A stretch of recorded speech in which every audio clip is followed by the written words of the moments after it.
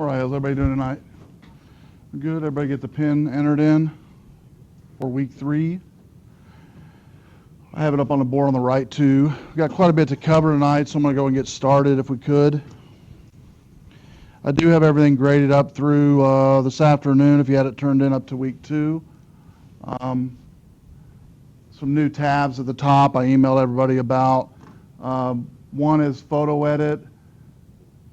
Photo edit, if you click on that tab, it brings you to a embedded web page, pixlr.com. You can actually, within this page, you can right-click anywhere in this Pixlr area, and you can open up this frame in a new window or a new tab if you wanted to, like so.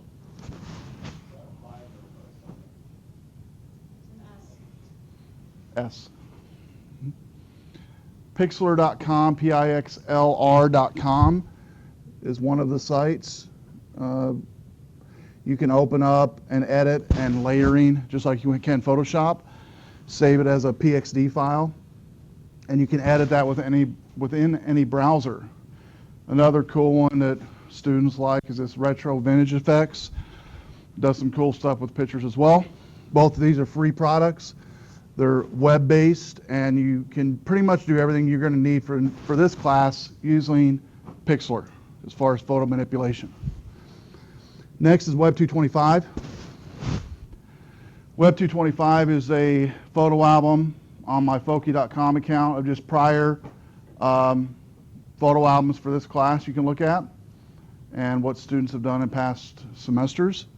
I believe we have back to 2009 or something in there. Yours will be added in here as well as time goes on.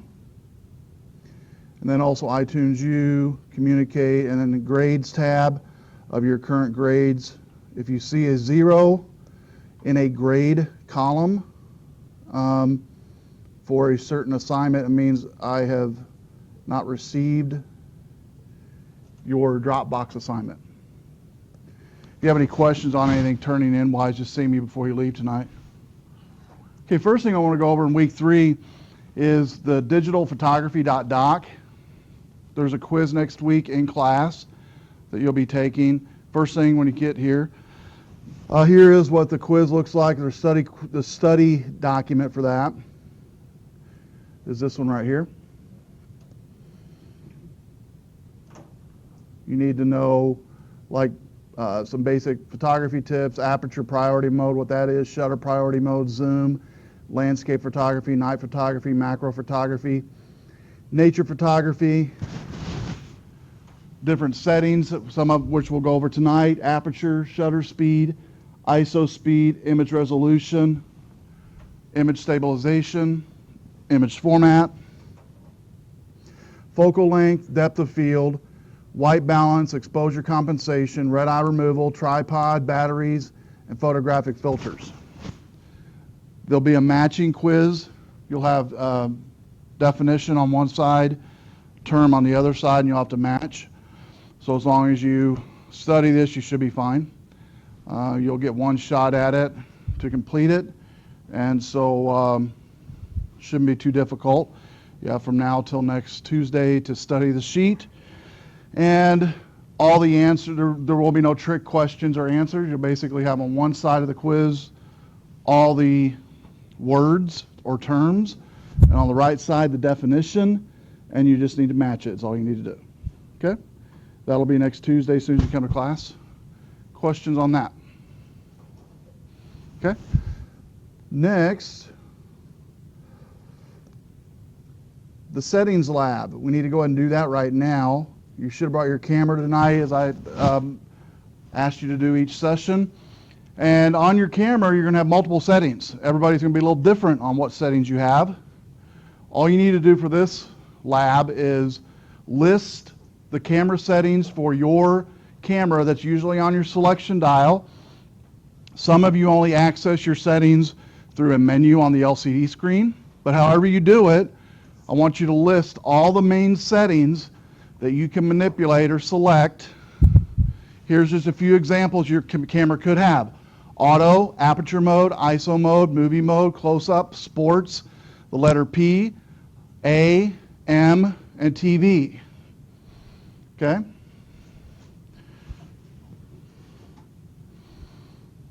So go ahead and do that real quick. For the title, just go ahead and put in the title, your first and last name, and in the message of this Dropbox, put in a list of all of your settings on your camera. If you need help, raise your hand. I'll come around and help you.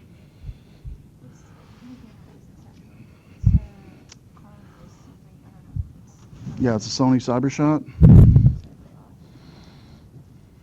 And here's all of your settings right here, going around the circle on the dial. And usually on yours, it's a camera make and model. Yeah, CyberShot DSCW70. Okay. And as you move your dial around, it'll show you what that is. On most of your cameras, when you move your dial around on the camera, it'll show up in the LCD screen the name of that, and usually some of yours will have what that setting does. Okay? Yeah. We're going to go over all that. Manual, aperture, picture or portrait, and then also you have shutter speed. You have manual, aperture, shutter, portrait. Mm-hmm. Yes. What do you need to do? You need to go to Eagle, to the website. You just need to go to the website. Just go ahead and cancel. Go to Eagle.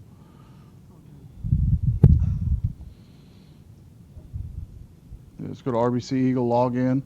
You're going to go to week 3, and your camera settings is the lab that they're doing.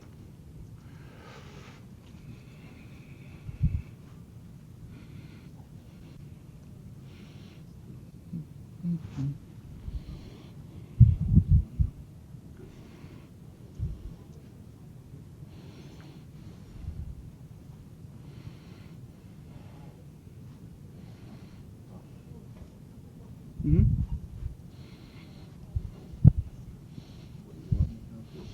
All of your settings.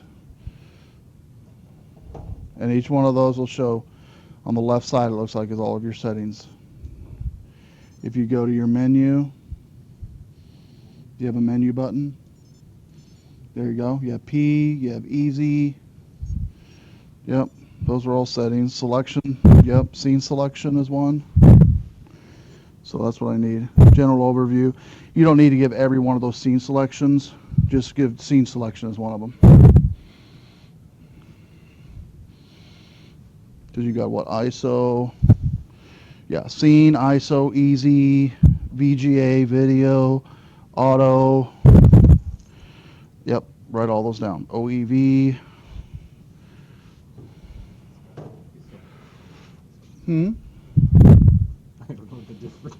Yep, yeah, you just have a high ISO and auto ISO, and that's it. We're actually going to go all over ISO tonight, so. Doing okay? Doing okay on yours? Okay. Doing okay over here? Okay. Doing all right over here, sir? All right.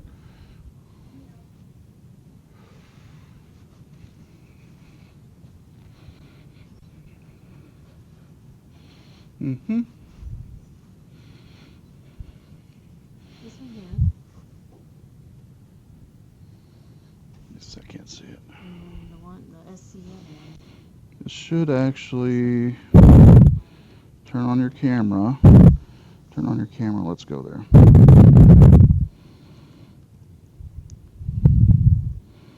It should pop up what it is. Digital image stabilization is what that one is. Okay. All right over here. Okay. Doing all right over here? Okay, great. You doing all right? How you doing over here? You doing all right? Okay. Doing okay over here? All right. Doing okay on yours? Okay, great. Mhm. That's exactly what I want. Yep. Just go dial by dial. It'll actually tell you in your LCD what that setting is as you move it. There you go. And just write that down. Movie, and then the next one, the next one, the next one. Yep.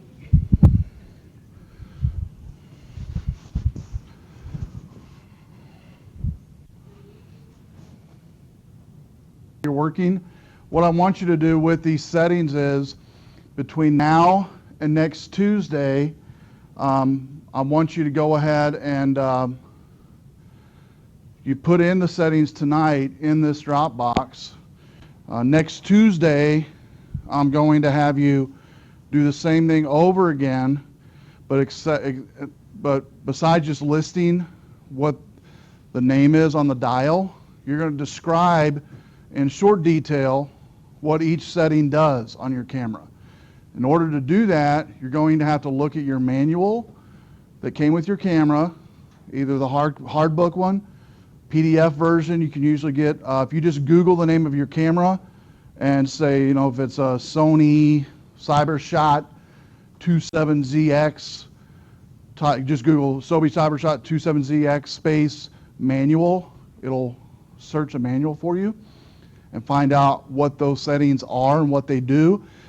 Some of your LCD kickouts will explain in good enough detail. Some of them will not. And so next Tuesday, after you do the quiz, I'm going to have you do this very same lab over again, except you're going to not only list the settings, but to the right of the setting, you're going to describe what that does on your camera, okay? Because everybody in here is going to have a little bit different settings, and they're going to each do possibly a little bit different, okay? And that'll help me as well to tailor some of the future labs according to the cameras we have here in class, okay? To where everybody can be involved. So how many still working on the settings? Okay.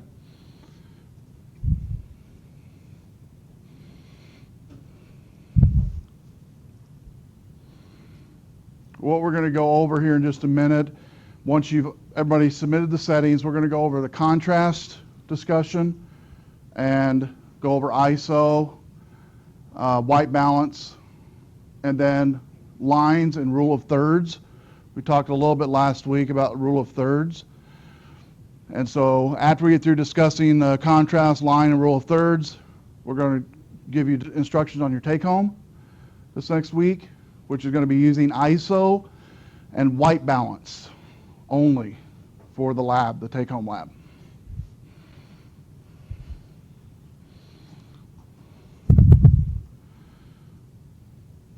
Okay, let's see here.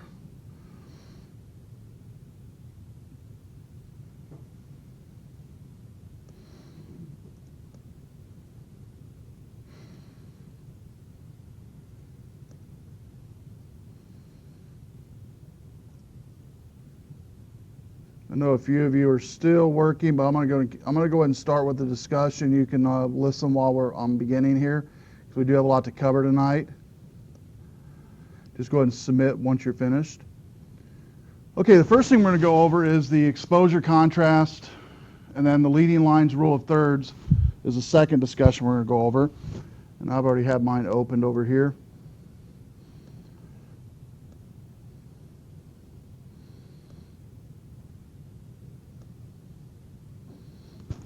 Okay, so exposure, we talked about this last week a little bit, at the end, how that's probably the most important, in my mind, of getting a good photo is the word exposure, figuring out what's good exposure, the good light for your pictures.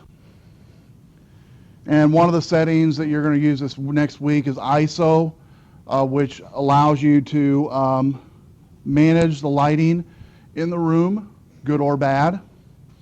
Most of your cameras will have a ISO setting of 100 to say 500, 600. Some of you might have ISO setting of high and low, auto.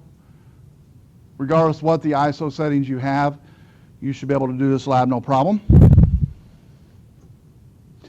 So light is good. Exposure is the amount of light exposed to an image sensor. It's controlled by, in film, the film speed, digital, the image sensor sensitivity. It's also controlled by shutter speed and aperture as well. The amount of exposure is dependent upon the sensitivity of the capturing medium, film or image sensor.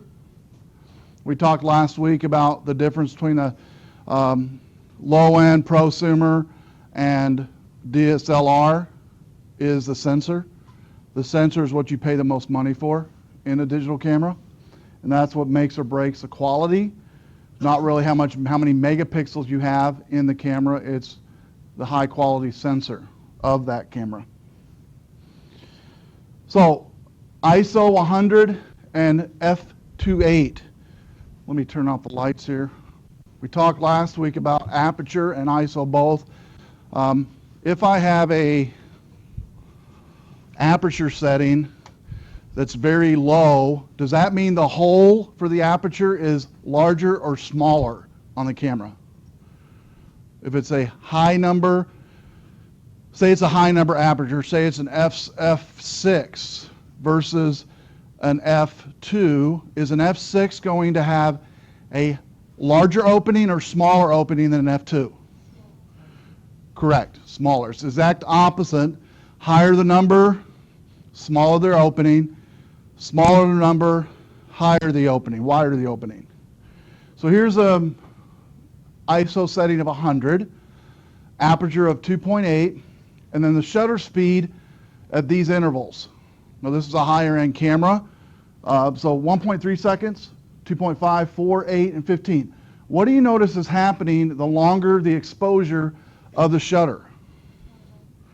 More light's hitting that sensor and it's being exposed to that sensor, thereby making the picture brighter, crisper. You've got, in some cases, this one might be a little too bright, a little too whitewashed. And so as you get more exposure to the film or to the image sensor, you're going to get more light. Proper exposure can make or break. I always tell students this. We have Photoshop, we have the online tools I showed you here, pixlr.com, which are great. But you're not going to be able to make the light or exposure better in your picture beyond the original photo. The original photo is going to be the best you're going to get, wherever you take it. Does that make sense? So you're not going to make it better. Now you can tweak red eye, you can tweak, levels, which we'll get into.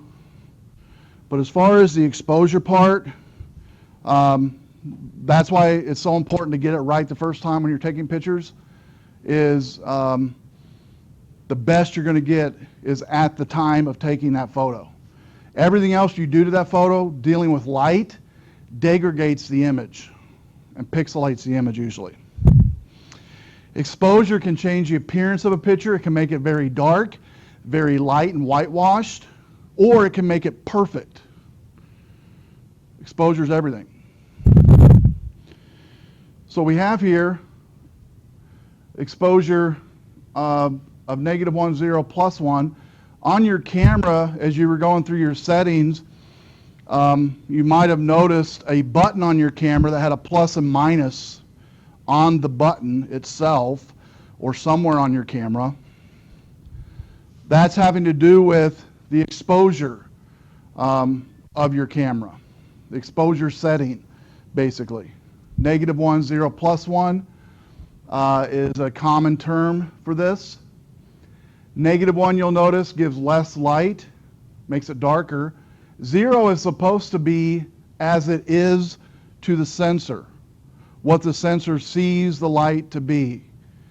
+1 is going to make it lighter, whatever the sensor sees.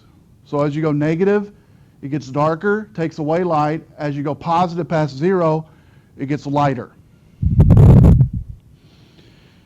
All of your digital cameras and even your DSLRs will have histograms. Histograms are the ability to see the levels of light in a histogram format. This is supposed to be an opinion. The opine, the opinion that the histogram is one of the most important features of the camera is the correct opinion to have. Because you'll notice here on the image here, it peaks and then comes down. We'll talk about what that means. Some of you played with Photoshop, maybe played with levels and seen a histogram on a photo within Photoshop. You also have this within your digital camera. In fact, some of you, when you play around with your camera this next week, there's actually a way for most of your cameras to show the histogram while you're viewing that picture or that view of that picture before you take it in your LCD or even the viewfinder. Be able to see the histogram in live time before you take the picture. Histogram is a graph that gives a relative light, amount of light and darkness in a picture. So you've got in a histogram shadows, midtones, and highlights. That's the three makeups of every picture. Every picture is going to have shadows, midtones, and highlights. On the left side is the actual pixel number. The higher the peaks, the higher the pixel ratio for that photo. Each square represents a pixel. The histogram displays every pixel collected by the sensor. 0 to the left is pure black. 255 is pure white. Okay? So that's why it's important in a histogram, for the most part, to have a good peak and valley, which we'll talk about the importance of that in just a second. A pretty smooth peak and valley of your histogram. Tonal range is where most of the pixels are found. And that would be, you'll notice, in the mid-tone area. So here's an actual picture with a representation of a histogram. You can analyze your picture well looking at the histogram. There's no perfect histogram. But you'll notice here in this one, does this have a lot of midtones? Right here. Does it have a lot of midtones? No, it's very low. This one has few midtones. It has plenty of highlights and plenty of shadows, but not many midtones. And you'll notice here in the picture itself, to the right of the picture, it's pretty whitewashed globally. To the left of the picture, it's kind of dark. So there's not much mid-range in that photo. Here's another example of a boat in the water with a shadow of a building in the water itself. It's an average histogram, plenty of midtones. The ideal subject, because a camera can get most of the tones. Most cameras' meters will have no problem reading this scene. That's a fairly good histogram right there. You've got good midtones, and you've got a high peak and valley.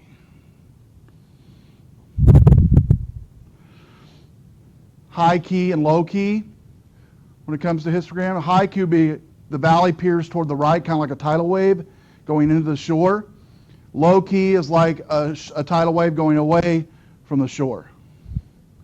High key, you notice, the picture is lighter and more whitewashed. On the right, the low key, it's darker.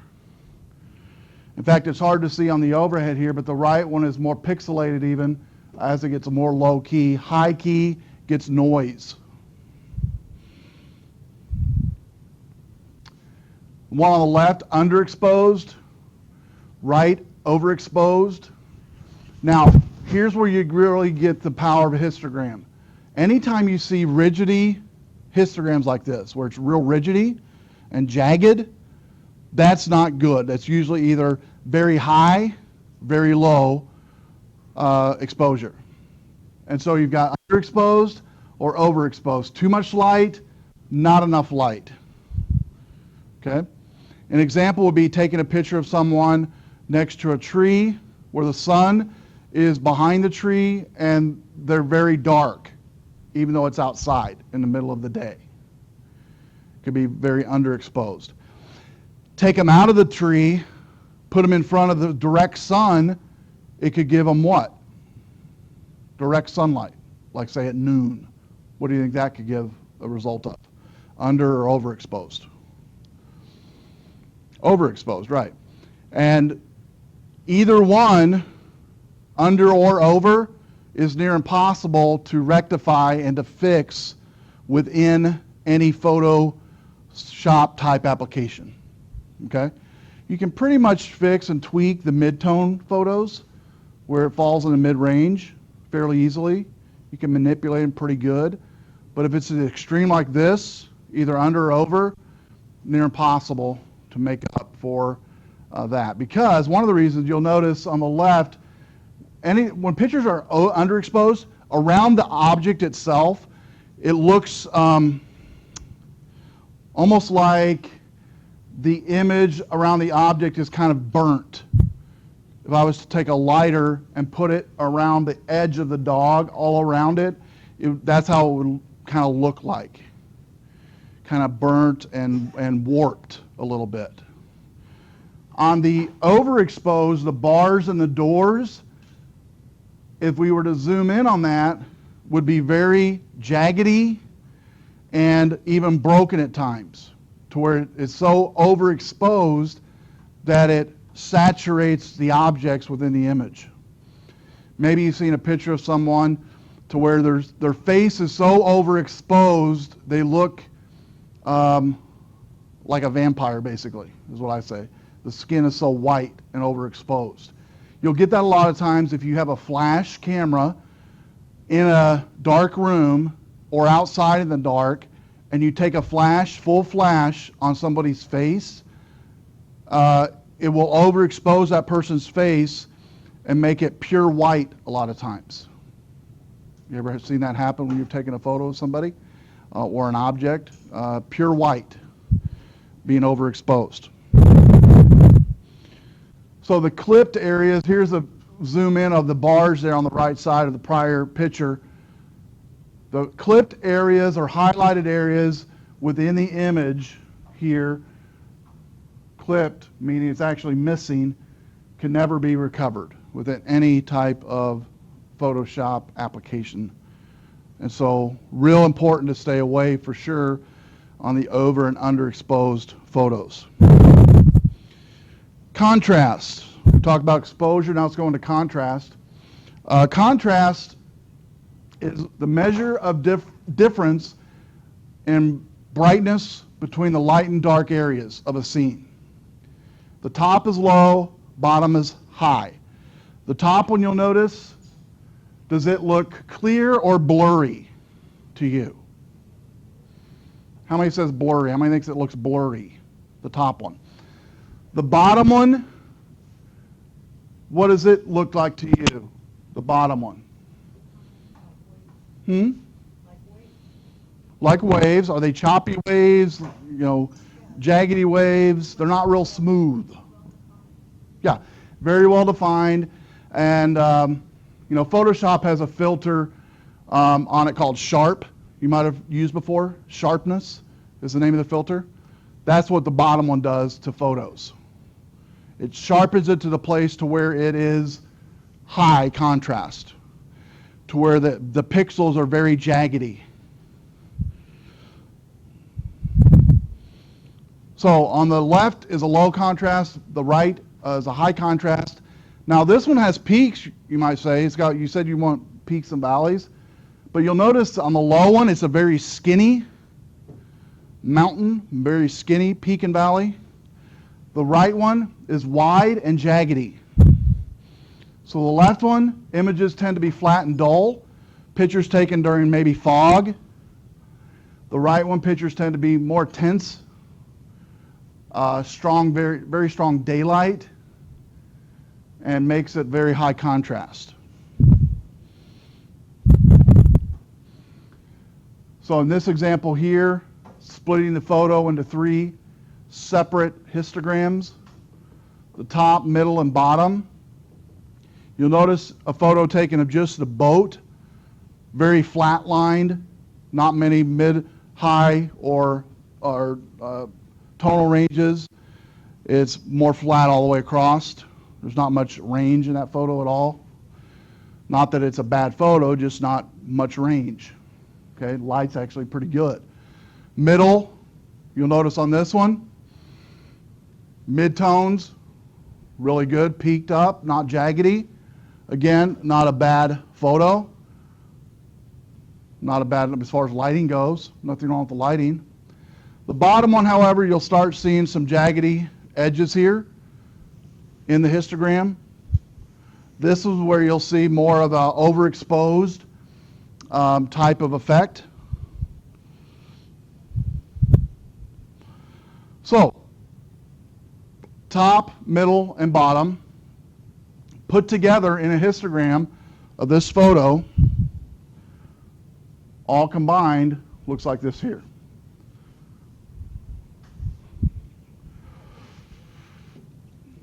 Here's an example of a countryside, of a fence road going down the middle of a countryside here with a tree here in the middle.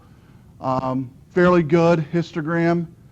It's got good lighting, it's got fairly good midtones. And as long as you keep that histogram, the blackness, the peak, in the middle part of the image, you're good to go with as least amount of jaggedy edges as possible. You're never going to get perfectly smooth. In fact, one of the places it's actually getting a little jaggedy but not too bad is, let me get my pointer here. Stick somewhere. Oh, it's gone. Anyway, right up here at the top. That's still not too bad though.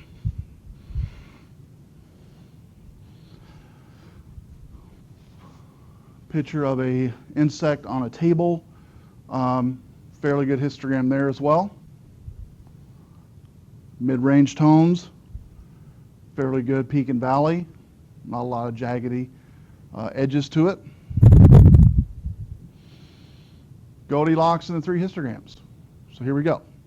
When you see a histogram on the top left, that is very underexposed, too dark. Remember, on the left side is black, right side is white. 0 would be all black, right side pure white. So this is too dark, too much stuff in the dark, too many pixels in the dark.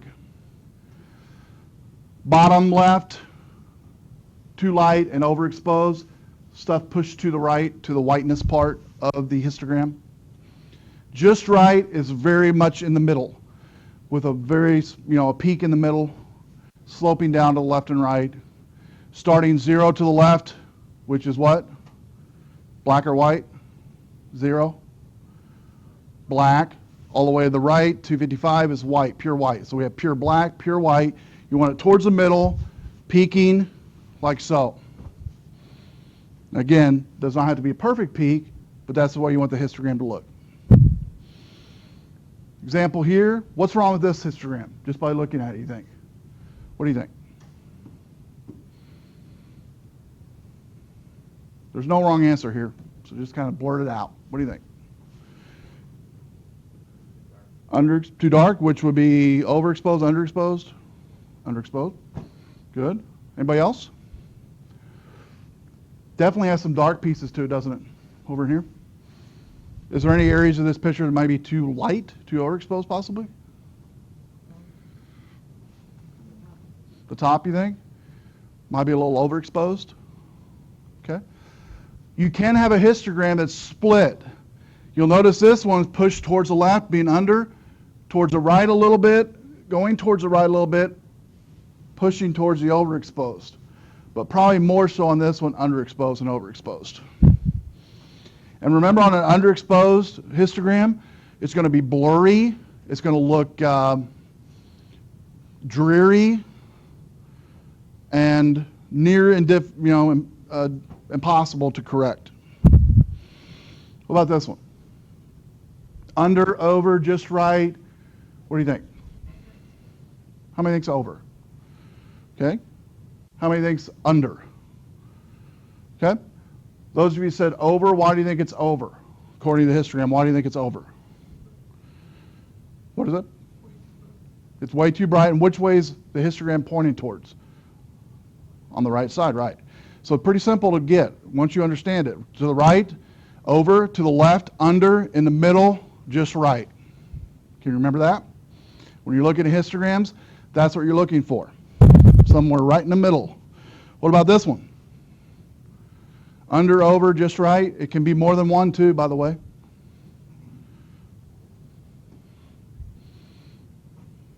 What do you think? Just by looking at the histogram, without even knowing the picture, what would you say this is? Without even seeing the picture, what would the histogram tell you? Over, good. Uh-huh. And what about under? Anybody think it could be under as well? And it is, because you can tell just by the histogram, it's pointing more towards a black on the left with a peak here. To the right, as she mentioned, it's more over just because of the peak of the over. Okay, more pixels, remember, as it goes higher in the histogram, that means it's more pixels attributed to that histogram area, meaning more white is in the histogram than black. That make sense? And so if you can remember that as well. The higher is more pixels, all white, all black, or all black, all white, and then the higher it gets, the more pixels it gets in those areas. What about this one? Yeah, very much underexposed, right? Very much underexposed, flat line throughout the most part, with the left peak there on the very left. What about this one? Under, over, just right. Under. Now, there is times, this one's actually pretty cool, there is times where you'll take photos that you will want underexposed. Okay? Around the Halloween, you'll see a lot of pictures that are underexposed on purpose. It gives it the eerie effect. Okay? And so there are times where you might want a photographic, artistic photo, and you purposely make it underexposed. That's fine. Okay? Serves your purpose, that's great. I just want you to understand the reason for what an underexposed is, what an overexposed is, and what a just right exposure is. What about this one? It's even harder to see that one with all the lights off, isn't it? Over, under, just right. Over, you're getting it, yes, over. Now this is a tree in the middle of a snowstorm, or blizzard, or avalanche, I don't know which, but very much overexposed. It does look kind of cool though, really. And again, might be the added effect you want. And for artistic looks like this, I've even seen this type of thing done in portraits as well, of people, you know, weddings and things like that. So kind of cool effects you can do with under and overexposed, those pictures. What about this? Okay, I talked about this one earlier, remember? Having a picture or a camera, we've all done this, right? At nighttime, put the flash on. There's no light around this person, but we want to get, you know, want to get a picture, right? It's family outing, family reunion, whatever. And what happens to the histogram on this one? Mostly underexposed. Yeah, it's mostly flat line throughout, but underexposed. A lot of darkness, definitely. Even though you can definitely see the kid and the pole and the wire that he's holding on to, no problem. But it's underexposed. There's no balance. There's no midtones. That mid-range is what we're looking for. Histogram, shutter speed on this photo is 1/180th of a second. Aperture is 2.8. ISO is 50, kind of a lower ISO. What's this histogram tell you? Under, over, just right. Under. Somebody said under. Yeah, definitely under. Peaks toward the left. Now, one of the things to correct this picture, we're going to talk about correcting from here on out a little bit, try to, since you're going to be kind of using ISO this week. I want to start, with baby steps with the ISO setting. ISO is a great one to start with. F-stop's a little bit more, it's the next level we're going to go to after ISO, but ISO is something everybody can start with. The ISO setting on your camera, the lower the setting allows less light to come in, basically. Best way to explain it. And then the higher the number of ISO, the more light it lets in to that picture. okay? So in this case, to increase the light, you'll notice it's more dark on the histogram. So to increase the light, I could bump the ISO up maybe to 100, 200, and it would definitely, you would see a change in that histogram as you bumped up the ISO, not changing anything else. A lot of your cameras will actually have an ISO mode, or it might have an ISO auto. This week you're going to focus on changing it off of auto and taking pictures using 3 different ISO settings that your camera has.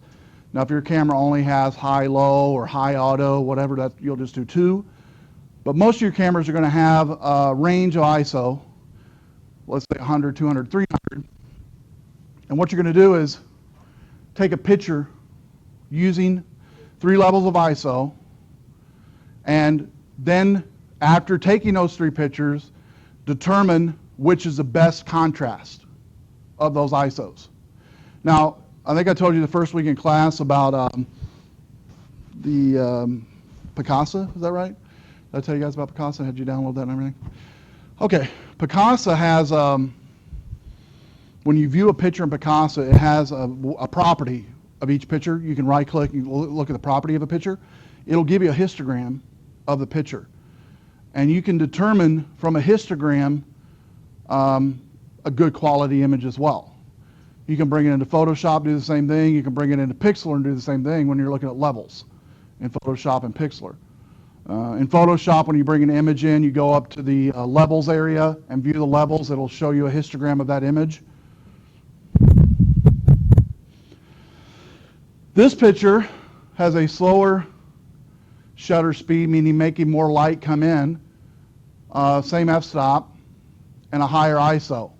What's it doing to the histogram on this? High, is this going to be more of overexposed or underexposed? Overexposed. And one of the reasons on this one, or really 2 reasons, shutter speed was slowed down and ISO was bumped up. Okay? The slower the shutter speed, the more light comes in, remember. And some of your cameras do have a shutter priority setting. If you set it to shutter priority, it will automatically set the aperture for you. Okay, it'll automatically set the f-stops for you. Some of your cameras have an aperture mode, an A mode. Okay, if you set your camera to aperture mode, it'll automatically set the shutter speed accordingly to work together. ISO, on the other hand, is kind of a elementary setting that I always start students on because it's a mid-range setting, entry-level setting that can make a big difference on your pictures for sure when it comes to exposure. So next one here, it speeds up the shutter speed a little bit on this one. F-stop is F8, makes it higher, meaning a smaller hole of light coming in. And the ISO is the same. What about this one? What's the histogram look like on this one? Is it more, it's more what? Leaning towards more what? Underexposed, right? Even though it is over as well, it's more under. Okay? Now that's attributed to this. Faster shutter speed and aperture is higher, meaning a smaller hole, allowing less light to come in. So in order to fix this one, if I was just messing with the shutter and aperture, I could do what? Somebody tell me what I could do to bring more light into this picture. There's no wrong answer, by the way. What was that? Lower ISO. What'd you say? Turn the ISO up, could do that. Anybody else? We've done ISO, we've done aperture, or shutter speed. What about aperture? Or no, we did aperture, ISO. What about shutter speed? Would we make it faster or slower to bring more light in? Slower, right. And so, again, some of your cameras will have more control over this, the shutter, than others, but almost all cameras in here should have an ISO setting. But any one of these 3 that we just talked about would bring more light into this picture and make that histogram more mid-tones. Let's look at this one here. We have a shutter speed of 1/100th of a second, 2.8 f-stop, ISO's unknown. What type of histogram here are we looking at? It is a little bit more towards the under, isn't it? Even though it does have some midtones to it, it's more underexposed. Just a tad more underexposed. Again, not that it's a terrible photo, but it's a little dark. A little dark, and you can see that from a histogram. How could we correct this one? We don't know what the ISO is, so we'll leave that one out. What about the shutter and the f-stop? What about the shutter speed? What could I do to bring more light into this picture? What could I do to the shutter speed? Make it slower, right? What about the f-stop? To bring more light, do I make the f-stop higher or lower? Lower, right. The lower the f-stop, the bigger the whole aperture coming in to that sensor. Next is dynamic range. This is a range at which a camera can record relative brightness and darkness. A dynamic range of digital cameras are not that big compared to film.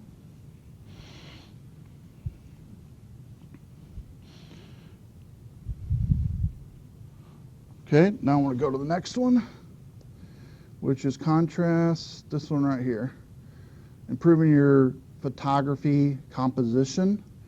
We looked a little bit last week at rule of thirds. This one looks at rule of thirds and also something called the line. Strong focal point. Okay, this is by a gentleman named Peter Eisenberger of Arizona Highway, Director of Photography.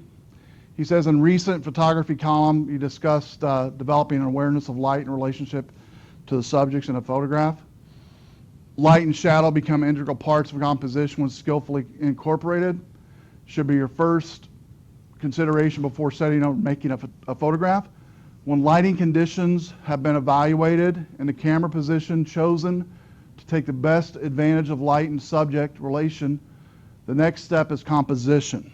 Okay? So say you figure out your ISO setting that you're going to be taking photos of this week, and you figure out the best setting for that picture. Then you look at composition of where that object's going to be placed in the viewfinder. So composing a photograph is essentially an editing process, deciding what to leave in, what to leave out. There are basic accepted criteria for good composition that when applied will help you achieve visual harmony or dynamic tension. Faithfully following all the rules of composition will not necessarily culminate in a good photograph. The rules are intended more as guidelines than a strict dogma, but they will help you design well-balanced images that are pleasing to the eye, and that's the whole purpose of these first few weeks of class right there. A well-designed image, well-pleasing to the eye. While it may be subject that initially attracts viewers to stop and look at an image, it's the artistry of the composition that holds them there. So, some of the basic elements of effective composition. The first one is a very strong focal point. Person on the edge of a mountain. Recently saw a commercial of a lady climbing the top of a mountain, and at the very end of the commercial, she was at the pinnacle of the mountain, standing there. It's a beautiful scene, and it's very artistic. So compositionally it was good. The placement of the cameras was great, and it's something that you remember. Okay, like on this scene here, we have a beautiful scene of a mountain with a person standing on the ledge, and then a tree on the precipice of the ledge. It says here at the bottom here, it's usually best. Let me see if I can blow this up a little bit more. It's usually best to have one main subject as a focal point because a photograph can successfully tell one story. The main subject can be one object or several,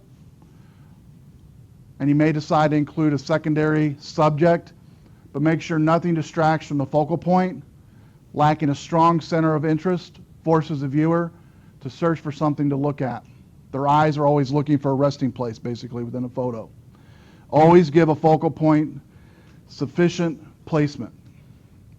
So in this example here, it is the person on the ledge. Even though the tree's bigger, the person on the ledge is a focal point of the image.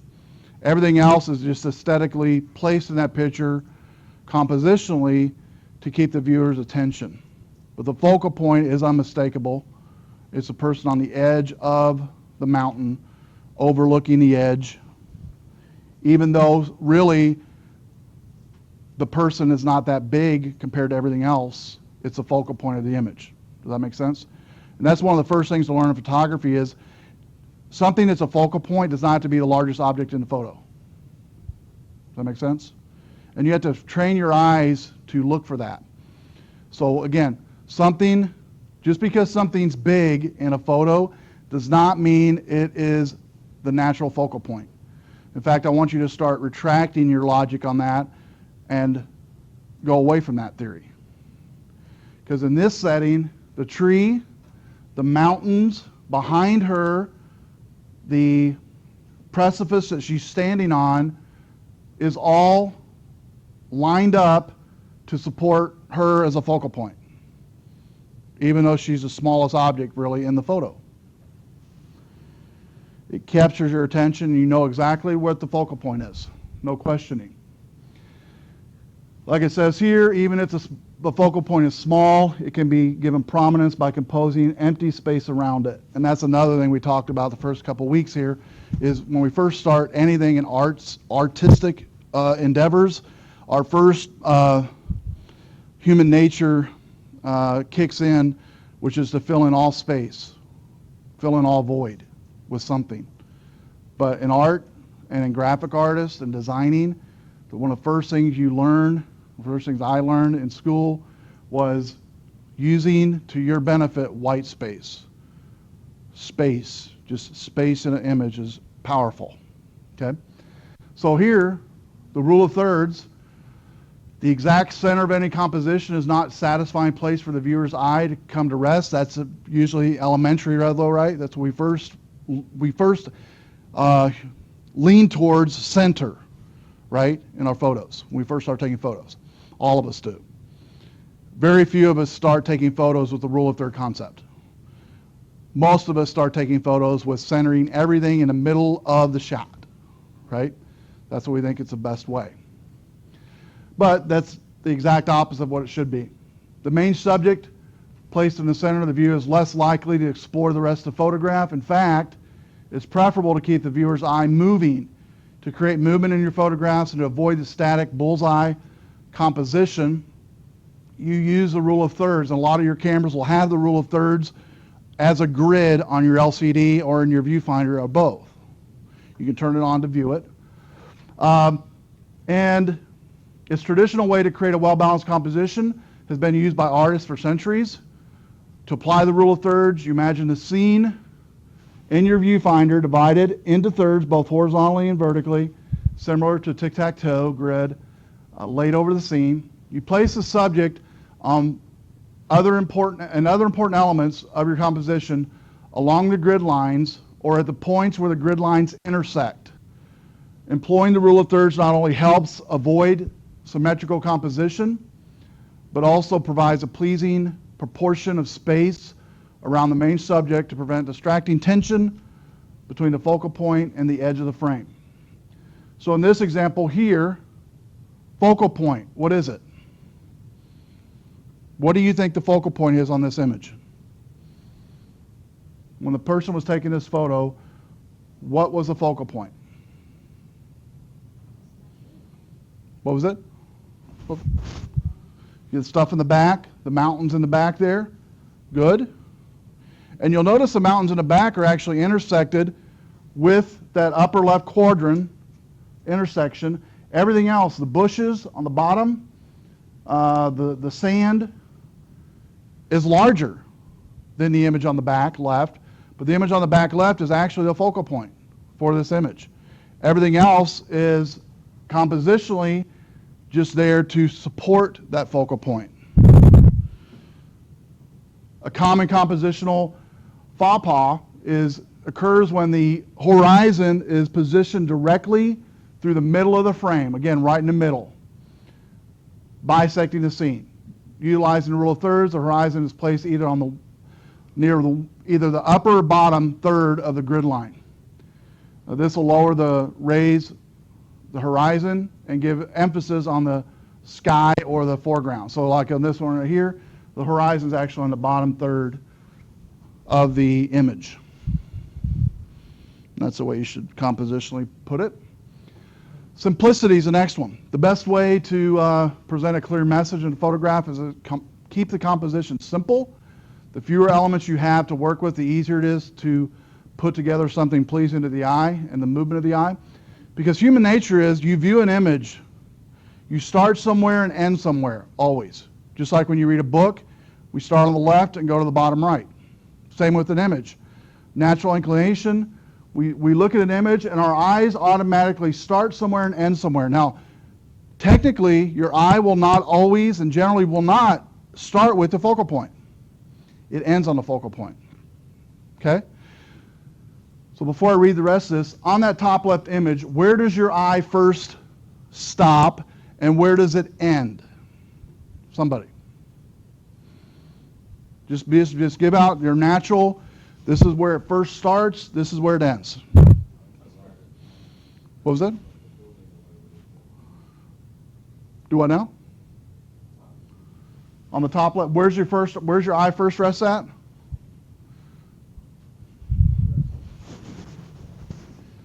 Here, let's see if I can, just a second. Let me blow it up a little bit more there.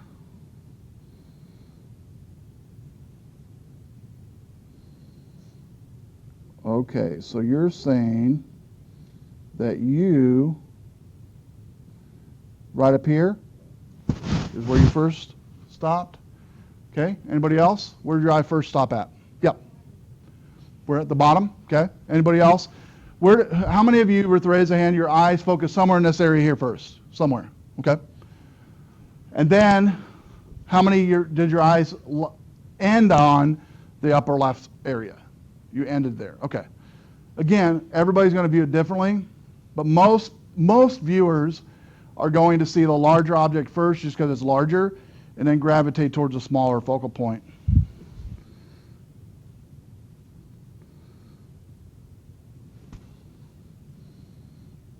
Okay, let's look at this one. Where does your eye initially go here on this image? Just be honest, just your eyes, there's no bias here. Where's your eye naturally go? Yeah. Right in this area here? Okay. And then where's it go? Does your eye focus towards up here that way? Yeah. Upper right? Okay. Yep. And again, your eye, whether you know it or not, does this all the time. When you look, when you're driving, when you're walking, when you're talking, when you leave tonight, your eye will follow certain things and see certain things in a certain order. Okay? From start to finish, all the time. You never see everything at once. You do a start to finish look. And that's another thing I want you to be doing as you're looking at anything the next week, is be looking at things differently, noticing what you look at first. Okay? Because your eye is naturally drawn to some object on an image. Generally, that object is not going to be the focal point. It's going to be something compositionally aligned with the focal point, which we're going to talk about in a second, but it's not actually the focal point. The last thing you focus on is the focal point, generally.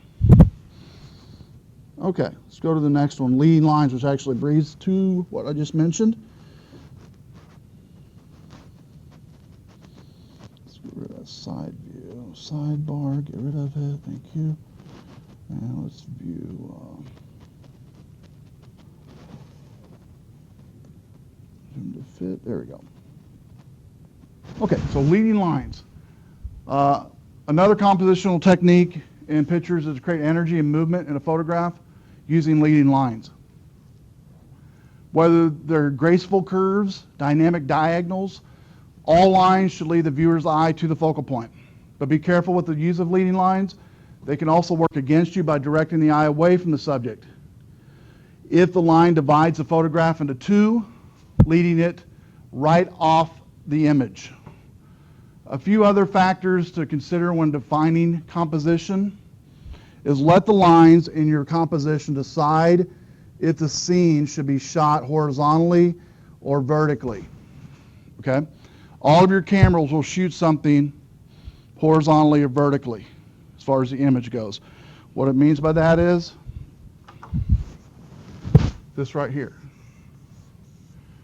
4x6 or a 6x4, we'll say, type of image. Let the lines determine if it's a portrait or landscape type of image. This would be a portrait, this would be a landscape type of image, and all of your cameras will shoot that way. Okay? Let the lines decide that. If the scene presents long vertical lines, it's going to be a portrait type of image. Take advantage of it. If it has long horizontal lines, let it be a landscape type of image. Okay?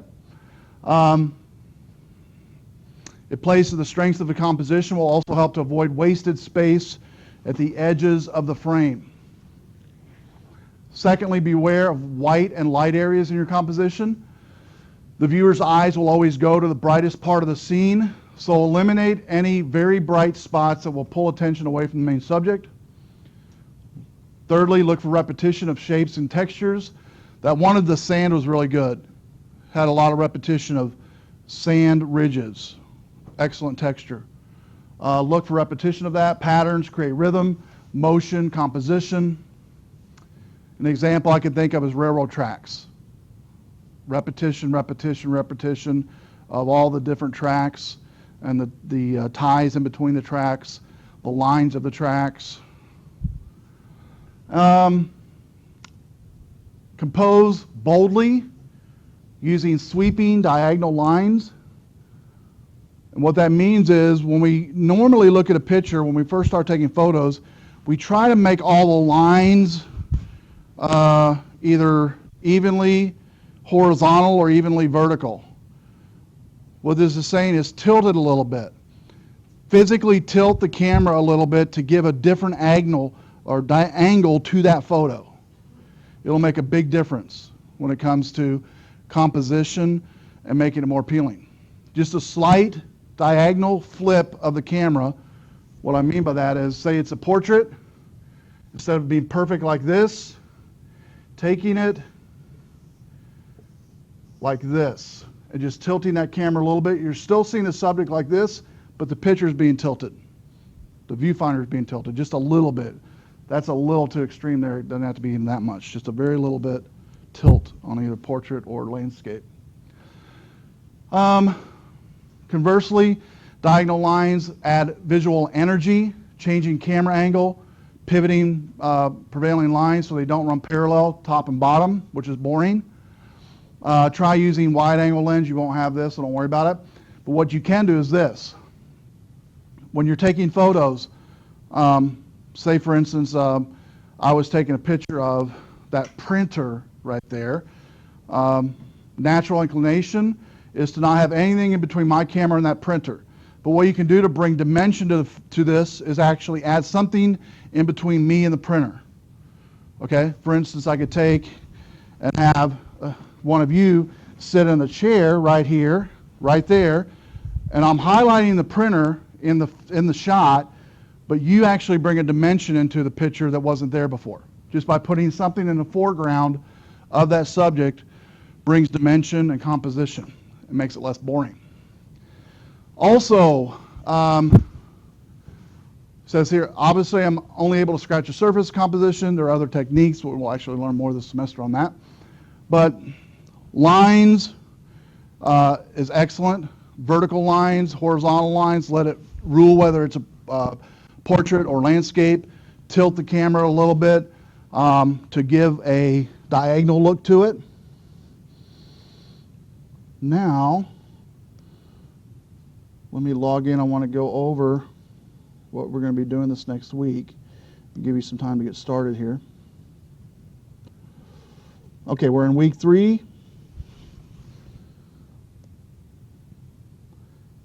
And we're doing the take-home contrast exercise. Okay, a lot to this, so I'm going to try to spend a little bit of time on this. I tried to make it a little tighter before class to help you, but this is a contrast exercise. And basically what you're going to do in this one is walk around campus and other places You're going to take, and you'll see in a second where you're going to take pictures at, different locations. But you're going to take 3 pictures of each location using the below settings. They give itself a good contrast. After transferring the files, you'll name them nature 1, 2, 3, people 1, 2, so on and so forth. You'll create a set in week 3 or an album in week 3. Upload your images. I want you to focus only on ISO and your white balance on your camera, okay? At this point, I don't want you to focus on manual white balance because we've not went over it this week. We will be going over that. But most of your cameras, all of your cameras should have an auto white balance and then other types of white balance like tungsten white balance, fluorescent, outdoor white balance, bright white balance, shade white balance. So whatever your setting is, set your white balance to that type of setting, okay?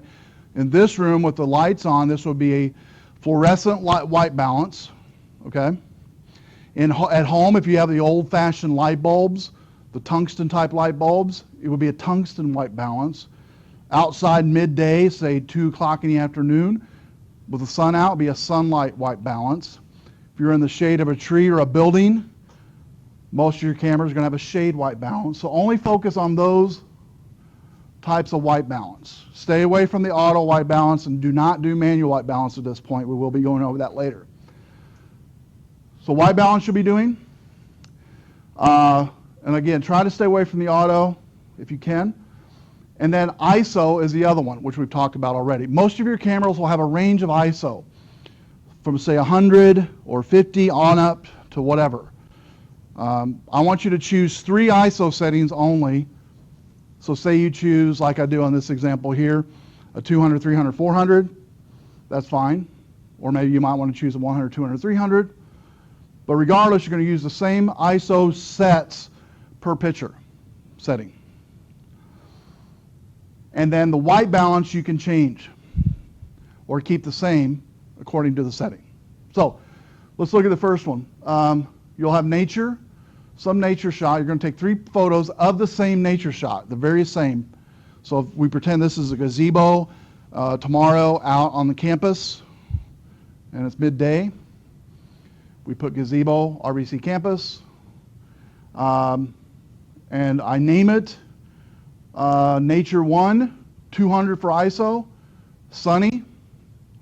I might go to a different, or I might change the ISO, the white balance to something different like shade, and might change it to auto just to see what it looks like.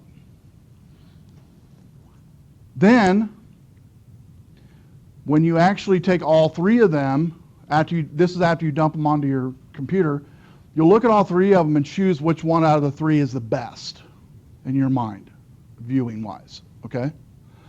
Now to choose that, you can actually use the stuff we went over tonight.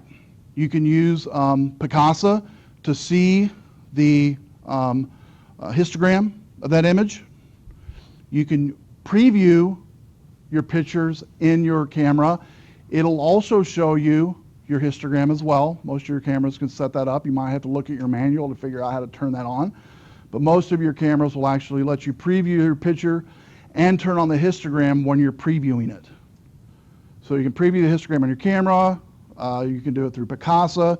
You can preview the picture if you have Photoshop in the levels area. A lot of different ways to preview the histogram. Then you've got nature first. Second setting is people. People can be anywhere. It can be here at school, at your workplace. It can be on the mall. Doesn't matter. In this example here, it was at Student Center. People 1, people 2, people 3, the same group of people, 200, 300, and 400 ISO setting, and I set my white balance at different settings just to see what it will look like in each one of these settings. And the reason I want you to do this, you're getting a look and feel for what ISO does. You're also getting a look and feel for what different white balances do in wrong settings and in right settings. Because there are times where you will use a white balance to offset, like for instance, maybe in a tungsten area you might use a sunny, and it will give you a different look and feel of that picture than a fluorescent white balance would give. Okay? Vehicles, the next one. This one, example, WTC parking lot. Vehicle 123, 200, 300, 400 on the ISO. Sunny, shade, and auto. And then the other is anything you want to go, any setting you want to go to. Here's a Cherryvale Mall food court. Mall 1, Mall 2, Mall 3. 200, 300, 400 ISO again. And all these I set to auto on this one. You can throw an auto on every once in a while in there, that's fine. But try to stay away from that as all possible. Now, example for submitting everything. Once you're finished with everything, this is what it should look like when you submit it.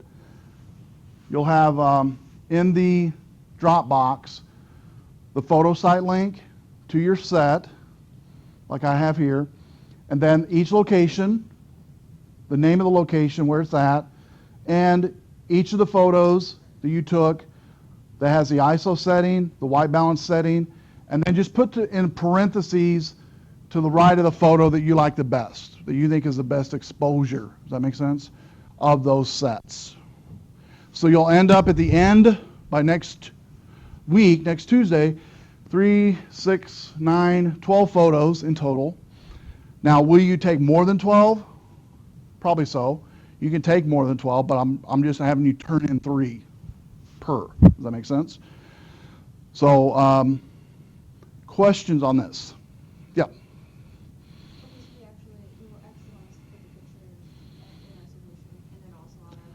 No, I just want a link. See, I have a link to the photo site right there. And so below is just a description of the photo on your photo site. Because before you upload these into Flickr, we'll say you're using Flickr, right? You can name the photos before you upload them. And also on Flickr, it does allow you to label each photo. You can label them that way as well. Okay? So you can label your photos and name them. So if you wanted to upload all of them and then name them when you get them into Flickr, that's fine by me. I don't care. Make sense? Okay? Questiones?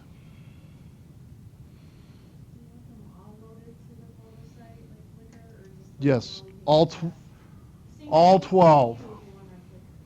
Yes, all 12 photos will end up on Flickr, and only 12. So if you take 50 photos, I only want 12 ending up on Flickr. That make sense? Okay, and you can mix up. I'm fairly boring in the ISO, but that's actually a pretty good range. If you want to keep it in that type of range, you can do a 1, 2, 3, 3, 4, 5, whatever, 3, 4, 500. I would suggest either a 100, 200, 300, or 200, 300, 400 on each set. I'd stay with that. And as far as the white balance, I know that last one I did auto, but it actually looks, you'll see the bigger difference if you do it like I did on the top 3. If you do a sunny, shade, and auto on all 3, you keep them the same.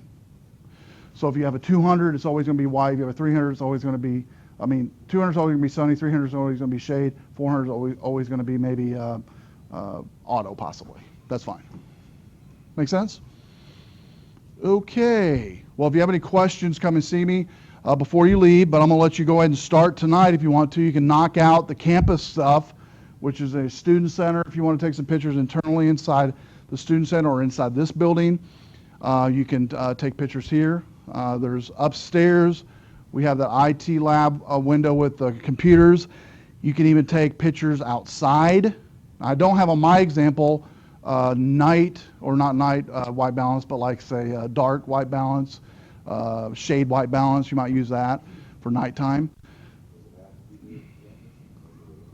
It doesn't have to be here on the campus, no, because that first one is, well, let me see what I have on that first one. I just have, do I have campus on that one? The first one is just nature, so I don't have specifically campus, no. So nature, people gathering, vehicles, and then other. So you do not have to do it here on campus, but you can go ahead and, I've got 8:50 right now. You can go ahead and knock out the next hour wherever you want to go. You can go to the mall, you can go to Walmart and knock out some pictures of your assignment. You can go as a group if you want to, like you did last week, however you want to do it. Most of the time with a one-night class like this, a lot of students like to do that. Go, if you're going to take photos as a group or 1 or 2 people or 3 or 4 people, kind of knock out one of these sets or 2 of these sets together because you can do the people thing. If you have 3 or 4 people in a group, you've already got a group of people right there. You knock that out, okay? And so if you wanted to use the same groups you did last week, I suggest that. That's a good one to do. And you guys noticed as I was walking around last week, had a lot of fun taking pictures of each other and getting to know each other. So you can just build on that and knock out a couple of these sets before you leave campus tonight or before you go home. Sound good? All right, if you have any questions, come up and see me. Otherwise, I'll see everybody next week, and have a great week.